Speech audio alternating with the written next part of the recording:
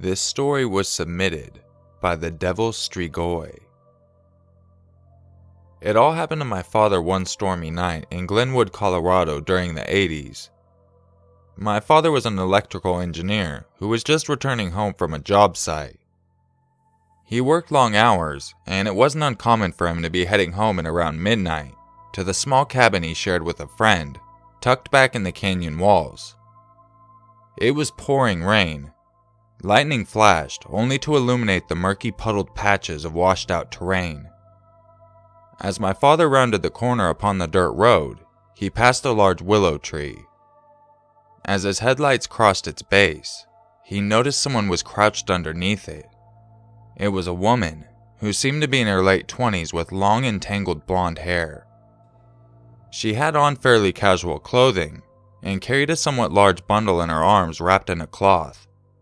My father, being the gentleman that he was, decided to pull over and offered her to take shelter from the storm in his cabin just up the road. She smiled and thanked him as she got into his vehicle. She explained that she had been on a hike through the canyon that day when the storm hit, and she had been caught off guard by the rain. My dad smiled and pointed out that she wasn't exactly wearing the best clothing or shoes to go on a hike. She laughed and then stated that she had left her place on a whim, unprepared. He asked if she needed him to dry anything at his place, pointing to the bundle she held tightly under her arm.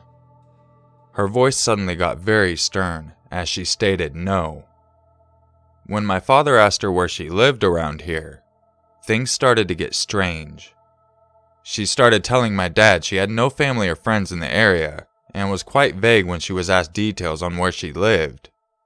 All she responded with was that it was too far to drive tonight in this kind of weather. At this point, my dad said he felt that she was a bit off, but chalked it up to her exhaustion hiking and standing out in the storm for several hours. As they entered the cabin, my dad remembered that his roommate had left that morning to take a trip out of town and wouldn't be back for several days. My dad would have offered his friend's room, but didn't feel comfortable doing so without her permission. Remember, this was the 80s. Pocket cell phones weren't on everyone yet. My dad told her she was welcome to sleep on the couch and dry off, as he handed her several towels. She took them from him with her right hand, but still never let go of the bundle she hugged under her left arm. My dad realized at this point that she had never given her name, so he introduced himself. "Nice to meet you," she responded. "My name is Mary Lou."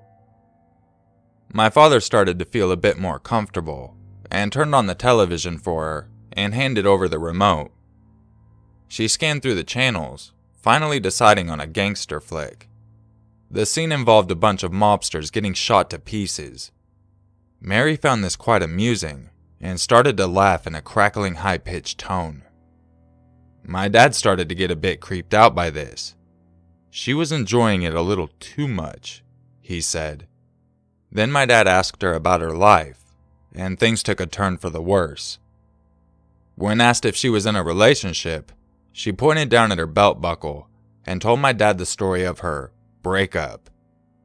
She claimed her last boyfriend wanted to be domineering over her, and to this she responded by bludgeoning him half to death in his gravel driveway with her belt buckle, the same one she was wearing.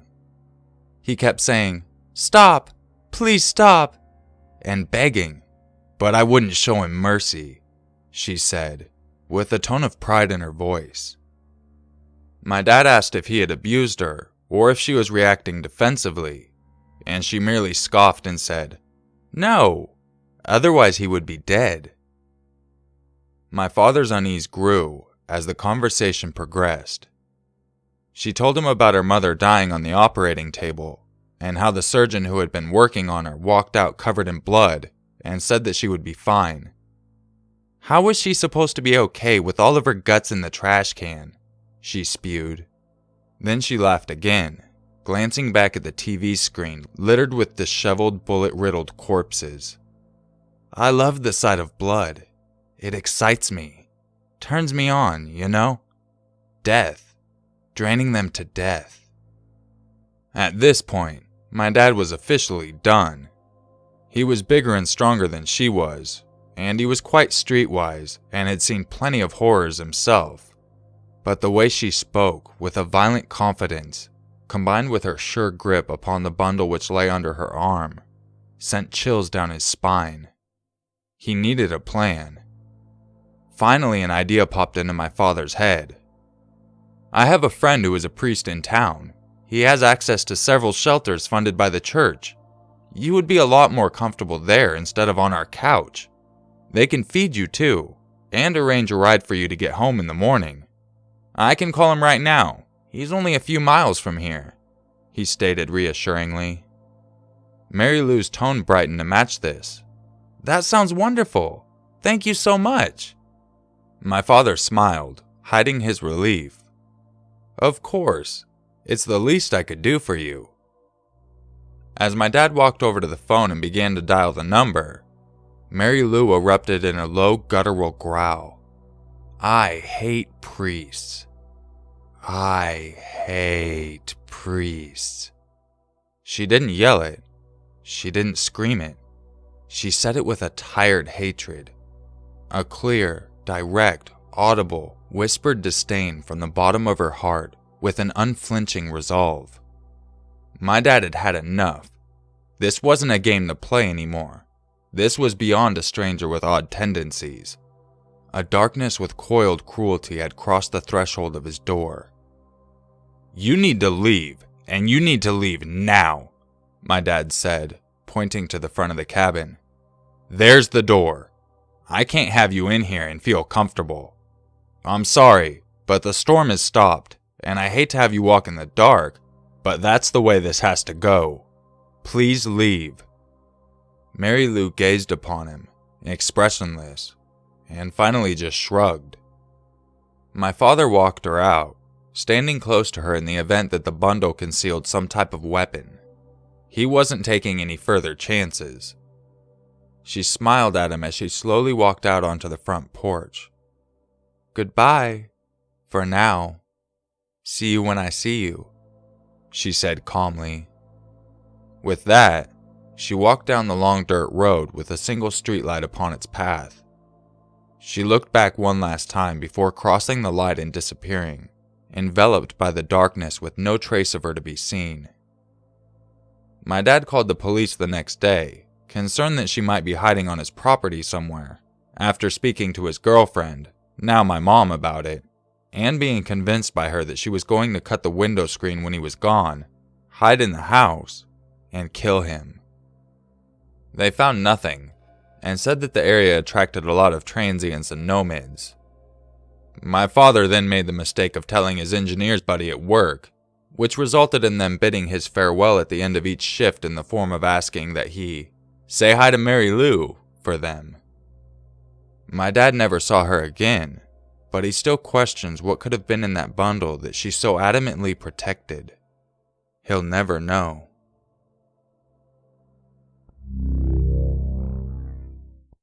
Oh. This story was submitted by bekahklays. I am from a small town, and it's one of those towns where everyone knows everyone. I was attending a public high school in the center of town, and was just starting my freshman year. When my first day rolled around, I was making friends and finding classes. You know, the typical first day in high school. When lunch rolled around, I had already made a small group of friends, and we even had our own table. One day one of my friends brought this guy over, we will call him Ryan, and asked if he could sit with us. We didn't want to be rude, so we allowed him.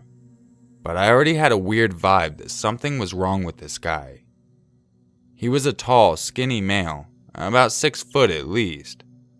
He sat beside me, and we started talking. I kept ignoring my gut feeling to stay away from Ryan, because I am not the type of person to just be rude. After lunch, I went to my locker to gather my books for my last class, and when I shut my locker door, there he was standing down the hall, just watching. I wasn't too creeped out since he was waving bye to me before going to class. After class, the bell rang, signaling that school was done for the day. My bus was always late, so I always had to wait around the school. As I was waiting, Ryan walked up to me, hugging me very weird, and asked if I wanted to hang out with him tomorrow at his house since it was the weekend. I wanted to say no, but then my friend came up and said that she wanted to go with me, so we agreed. The next day we went to his house, and already I had this weird vibe because his house was away from the main road, and the place looked run down. There was even an old school bus in his yard. Now, why would he need a school bus in his yard? His house also reminded me of a horror movie, and my thoughts kept coming back wondering what was inside that bus in his yard. Why did he need that bus? When we parked, my friend and I noticed him standing on the porch with a huge grin, waving us down. He seemed a little too happy to have us there. Looking to my friend, I told her that I wanted to go, but she said that he was a close friend and that he was harmless. My friend was with me, so I wasn't too worried, and once we got out of the car, he greeted us and we walked in the house. The place was dark looking, and on his wall were axes, swords, daggers, handcuffs, rope, etc. That alone to me screamed psycho, but I shrugged it off as he got us a can of Coke, and we all sat in the living room talking. Once my friend excused herself to go to the bathroom, Ryan moved to sit beside me, watching intensely. I heard him say, "I really like you. And I know you like me from the way you talk to me. We should hook up."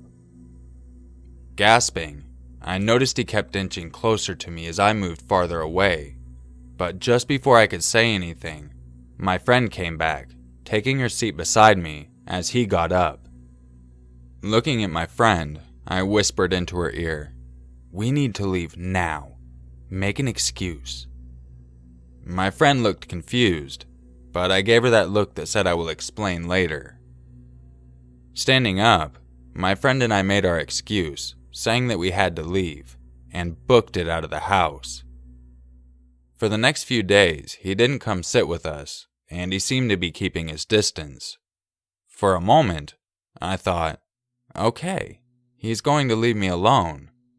But I was very wrong.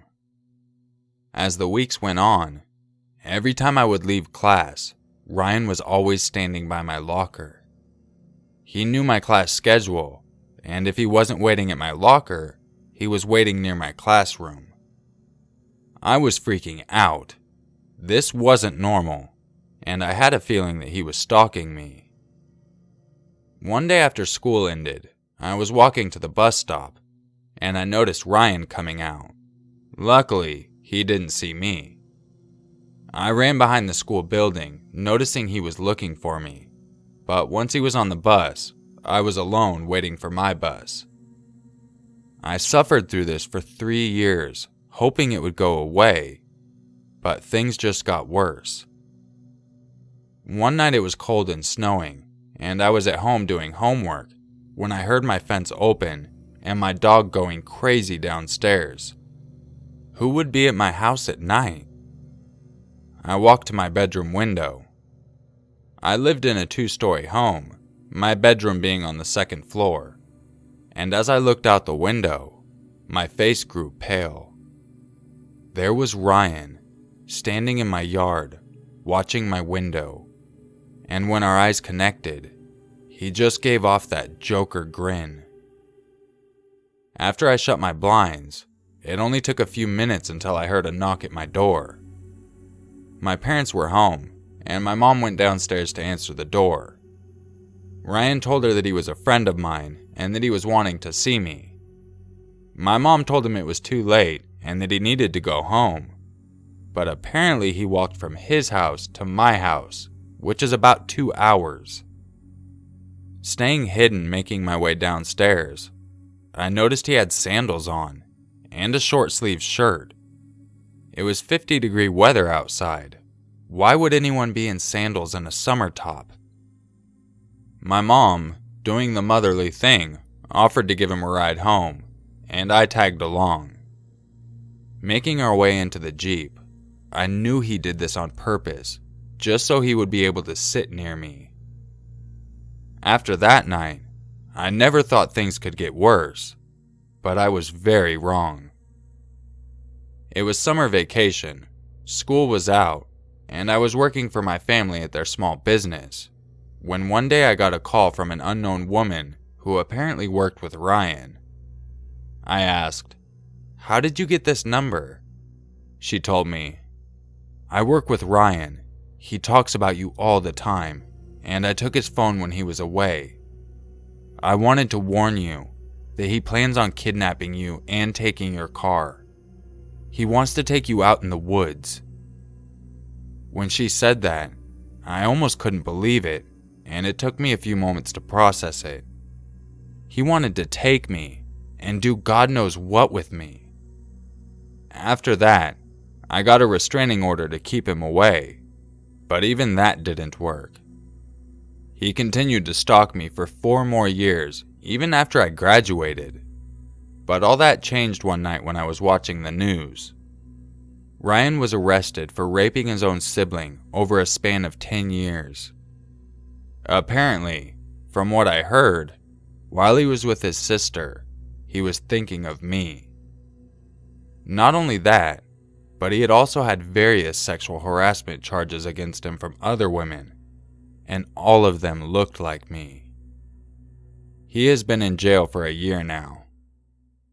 I am 26 years old, and to this day, I am terrified of what will happen when he gets out. From ages 16 through 24, I was stalked by Ryan, and to this day, he still haunts me. Even now, I wonder what was in that bus that was sitting in his backyard. Thank God I never went near that bus. I know I would hate to know what was in there.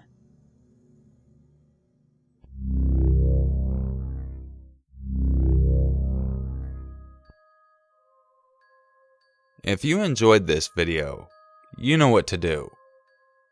Before I get into my thoughts on the stories, I wanted to say something about the contest going on currently. I have been reading the comments, and a lot of people have suggested that I just add the letter in a random spot in the video. That's actually a really good idea. So if you haven't noticed, which I'm sure you did if you actually watched this video, the letters are now hidden throughout the video. It may be right in the beginning, it could be the last thing you hear, but somewhere within the video will be the letter you're looking for. It will be clearly visible on the screen, as well as heard. I would also like to add that I do not want people posting the letter in the comments section. That kind of defeats the whole purpose. I know some people aren't doing it to be trolls, they just may be misunderstood. Take the letters you get and hold them for yourself. The less you put in the comments about us doing a contest, the more of a chance you have to win. The more people that know the letters and didn't watch the video, that means the more entrants and the less odds that you have to win the prize. The first couple of times I will delete your comment with the letter in it, but anything after that you might be temporarily banned until after the drawing. And you don't want that because then you won't be able to comment the word, so essentially you'd be disqualified. Also, please refrain from guessing down in the comments section. The more of a secret you keep this, the better chance you have. Okay, so now that I got all that out of the way, let's get into my thoughts on the stories. In the first story, it's a really good thing your father didn't fall asleep with that lady in his house. Obviously she wasn't all there in the head, and she had a thing for violence, so I have a feeling he probably wouldn't have woken up in the morning. Now the big question is, what the hell was she holding? When I first started reading the story, I thought I was going to read that it was a baby or something. But no, we still don't know what it was, and your father doesn't even know. I like the way that adds a little mystery to the ending of the story. And thankfully, everyone made it out of the situation okay. For the second story, that's why you should always follow your gut. Don't always believe your friends. because they might not have the qualities that a stalker is looking for. Thankfully, you received that phone call from the anonymous person, letting you know what his intentions were. Otherwise, we probably wouldn't be listening to your experience now. I'm very happy he's in jail, and hopefully you won't have to worry about anything when he gets out. But just to be on the safe side, I would get something to defend yourself with. I'd like to thank everyone sending in their stories, and if you would like a chance to have your story featured in an upcoming video, make sure you check the description on how to submit your story. I don't know if you caught yesterday's video, but I have also released new merchandise. I'll have a link in the description for that as well as on the screen. Feel free to go check it out, and send me any recommendations if you want to see something in particular. I'll catch you guys tomorrow for another video, and just remember, it's always scarier if it's true.